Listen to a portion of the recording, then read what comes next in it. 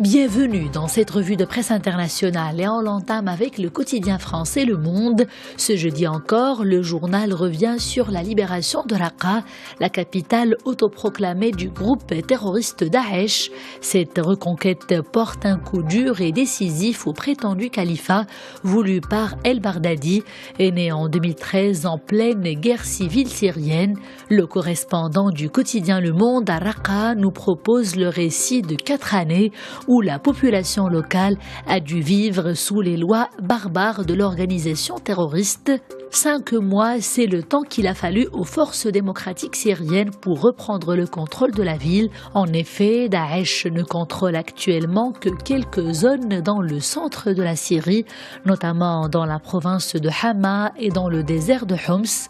Son dernier bastion est désormais la province de Deir ez-Zor, précise Le Monde. Dans son article, le journaliste fait par ailleurs intervenir plusieurs analystes et cela pour répondre principalement à la question suivante, je cite, « Comment Raqqa était devenue la base arrière des attentats terroristes dans le monde ?» Dans un autre registre, on retient ce titre dans la rubrique Monde du quotidien Le Soir belge. Le journal s'intéresse à l'actualité politique en Allemagne. Il nous apprend qu'il n'y aura pas de nouveau gouvernement en Allemagne avant Noël.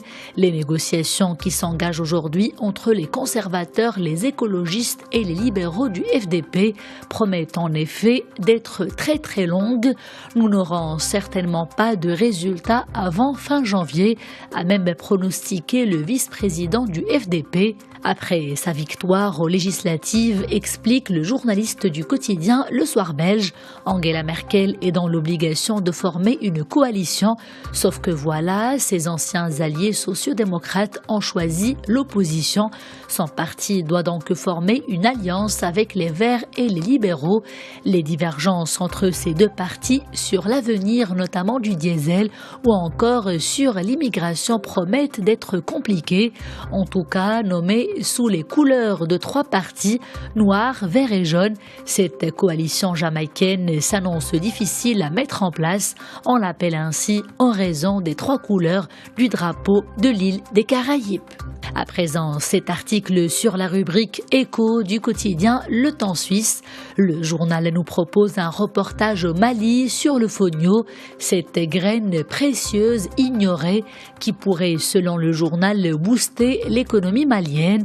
Ici, écrit le journal, tout le monde sait qu'il s'agit du fonio, une légumineuse qui permet de se nourrir et de générer des revenus, l'une des seules options en Mali en réalité sur ces sols épuisés par le coton ou frappés par le changement climatique. Cette graine indigène pourrait répondre à 2 problèmes principaux au Mali.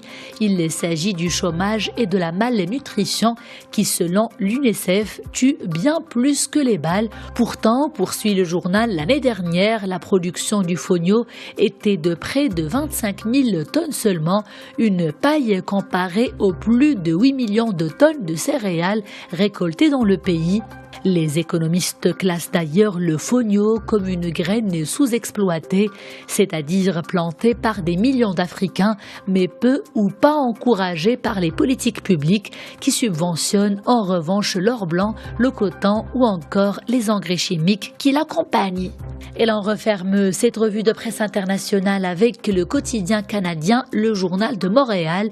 Le quotidien titre, je cite, « Un satellite de la NASA révèle des pics saisonniers d'émissions de CO2 autour du globe. Ces données dévoilent, nous dit-on, un changement surprenant du cycle du carbone dans l'hémisphère nord selon les saisons, avec notamment une nette augmentation du CO2 dans l'atmosphère pendant le printemps. Selon les chercheurs, ce changement s'explique par la baisse des précipitations en Amérique du Sud ainsi que par l'accroissement des températures en Afrique, un phénomène rare qui devrait empirer d'ici la fin du siècle avec le réchauffement planétaire. Bonne lecture.